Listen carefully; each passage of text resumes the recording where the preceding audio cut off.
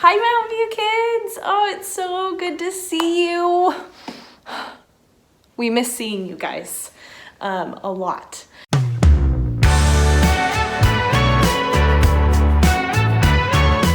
Today, we get to take time to remember something really incredible that Jesus did for us on this day called Good Friday. Can you guys say that?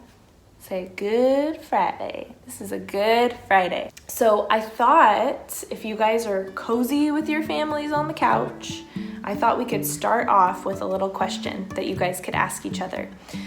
So I want you to think about this. Think about, what have you seen about kings?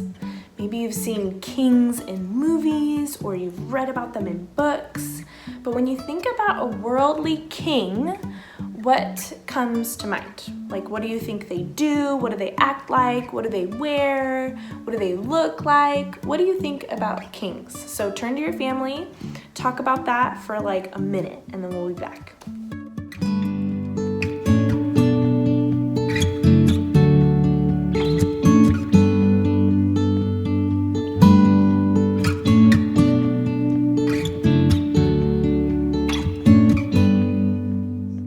All right, you guys good? You chat about it?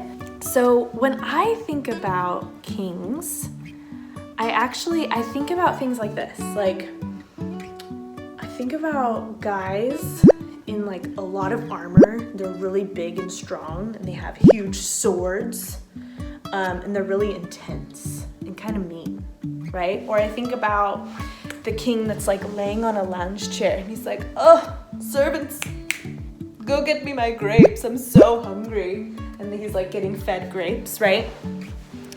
Or I think about kings that are like bossing everybody around and everybody's kind of like afraid of them, right? And they're like, oh no, am I gonna make him mad? Is he gonna hurt me? Is he gonna do something mean to me, right? So I think about, when I think about kings, that's typically what I think about. But what's crazy is on this day called Good Friday, we're actually taking time to celebrate and to remember a good king. Did you know that? Did you know that there is a good king? Now he's the one and only. There's no other king like him. That's what we're gonna do together. We're gonna talk about this good king. His name is Jesus. And now Jesus, he knew that we, God's people, we kept like distancing ourselves from God by going against his way. And so Jesus knew, God's people, they need my help. They need rescuing. And what we're gonna do right now is we're gonna watch a video called The Sun Stopped Shining. And this is all about what the good king did, knowing that we needed his help. So let's see what he did. Zonda Kids presents the Jesus Storybook Bible. Every story whispers his name. Written by Sally Lloyd-Jones and read by David Suchet.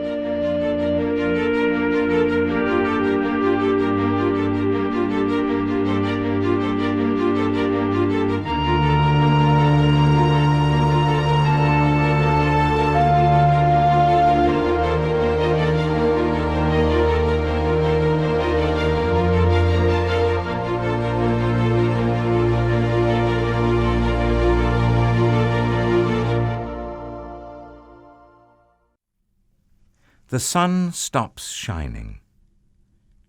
So you're a king, are you? The Roman soldiers jeered. Oh, then you'll need a crown and a robe. They gave Jesus a crown made out of thorns and put a purple robe on him and pretended to bow down to him. Oh, your majesty, they said. Then they whipped him and spat on him. They didn't understand this was the Prince of Life, the King of heaven and earth, who had come to rescue them. The soldiers made him a sign, our king, and nailed it to a wooden cross. They walked up a hill outside the city. Jesus carried the cross on his back. Jesus had never done anything wrong, but they were going to kill him the way criminals were killed. They nailed Jesus to the cross. "Father, forgive them," Jesus gasped. "They don't understand what they're doing." You say you've come to rescue us, people shouted. You can't even rescue yourself. But they were wrong. Jesus could have rescued himself. A legion of angels would have flown to his side if he'd called. If you were really the Son of God, you could just climb down off that cross, they said. And of course they were right. Jesus could have just climbed down. Actually, he could have just said a word and made it all stop, like when he healed that little girl and stilled the storm and fed 5,000 people. But Jesus stayed. You see, they didn't understand. It wasn't the nails that kept Jesus there. It was love. "Papa!" Jesus cried, frantically searching the sky. "Papa! Where are you? Don't leave me!" And for the first time, and the last, when he spoke, nothing happened. Just a horrible, endless silence. God didn't answer. He turned away from his boy. Tears rolled down Jesus' face, the face of the one who would wipe away every tear from every eye. Even though it was midday, a dreadful darkness covered the face of the world. The sun could not shine. The earth trembled and quaked. The great mountains shook. Rocks split in two until it seemed that the whole world would break. The creation itself would tear apart.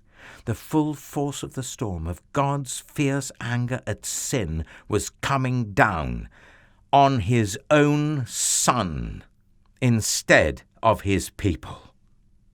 It was the only way God could destroy sin and not destroy his children, whose hearts were filled with sin.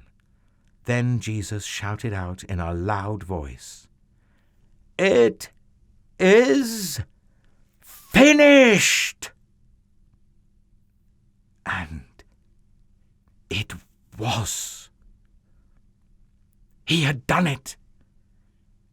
Jesus had rescued the whole world. "Father," Jesus cried, "I give you my life."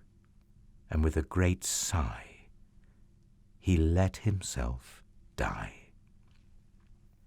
Strange clouds and shadows filled the sky, purple, orange, black, like a bruise. Jesus' friends gently carried Jesus. They laid Jesus in a new tomb, carved out of rock.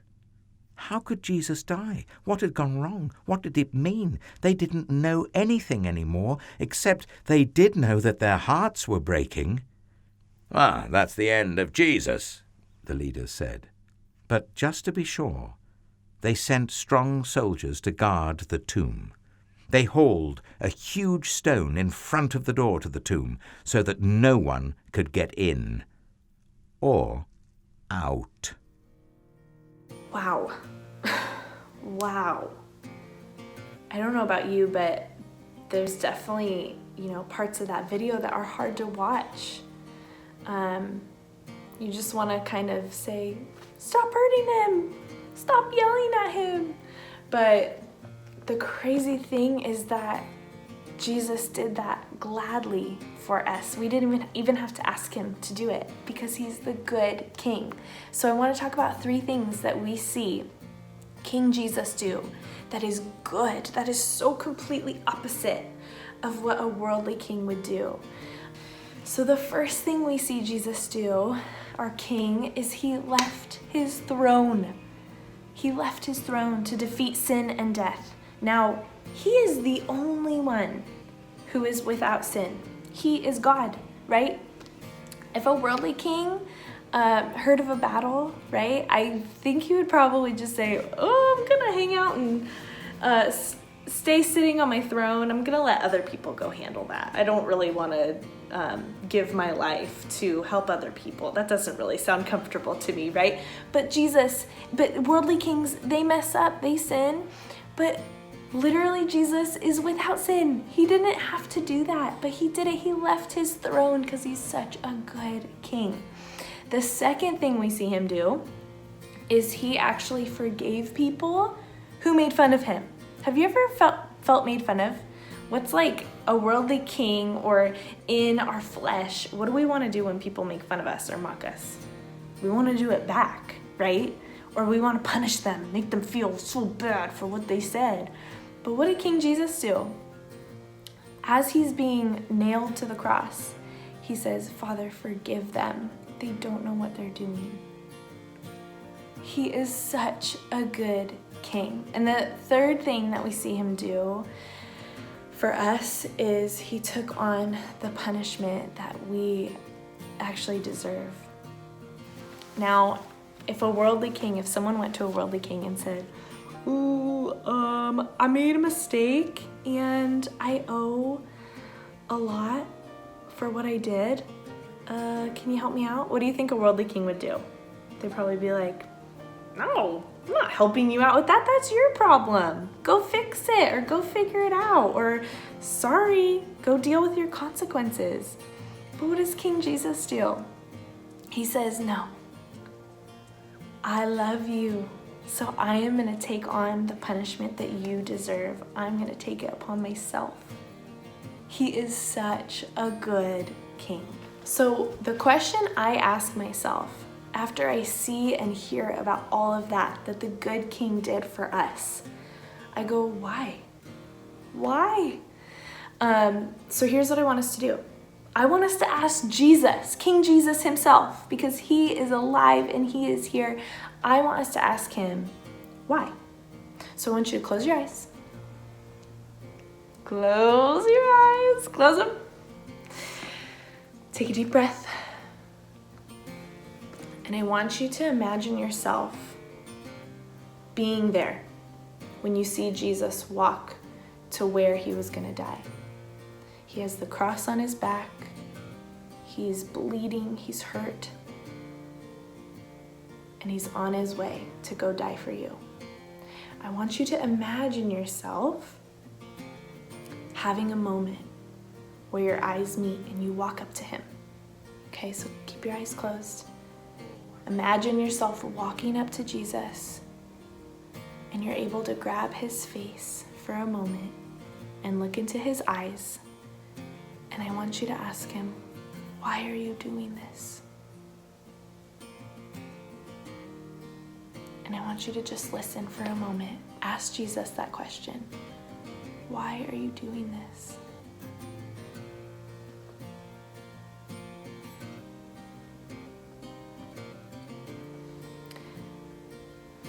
Now, with whatever you heard, I want you to tell your parents what Jesus told you.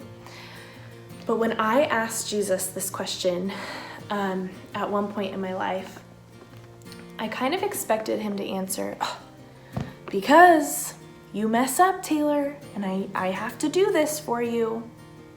But guess what? That is not what he said. When I asked Jesus that question, why did you go die? Why are you doing this? Why did you die for me? Do you know what he said? I imagined him opening up his arms to me and saying, I'm doing this because I love you, because you are my precious daughter. My arms are open to you and I want you close to me. That is why I'm doing this.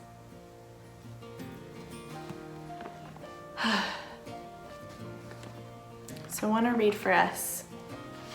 In Ephesians 2, it says, but now in Christ Jesus, you who once were far away have been brought near by the blood of Christ. So when Jesus died for you and me, he did it to bring us close. He is the good king with a good kingdom. He is a good Father, and He loves us so much that He died for us so that we could be close to Him again, so that we could be in His family. We can live with Him now and forever in His kingdom. And guess what kind of king He is? We've been talking about it.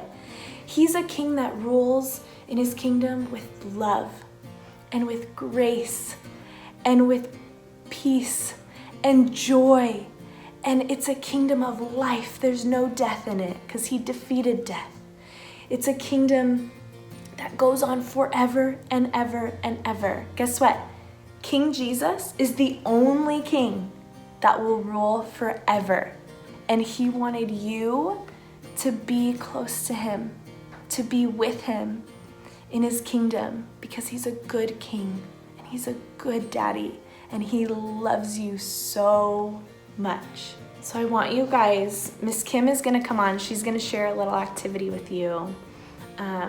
But I'm just so grateful to spend this time remembering how good King Jesus is.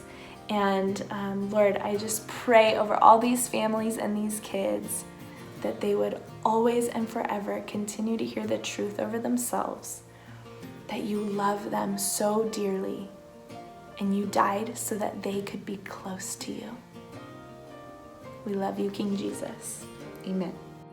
Wow, wasn't that awesome hearing from Miss Taylor? You guys, we just learned that Jesus is a good king. And Jesus came and died for you so that you could be close to Him now and forever. Isn't that amazing?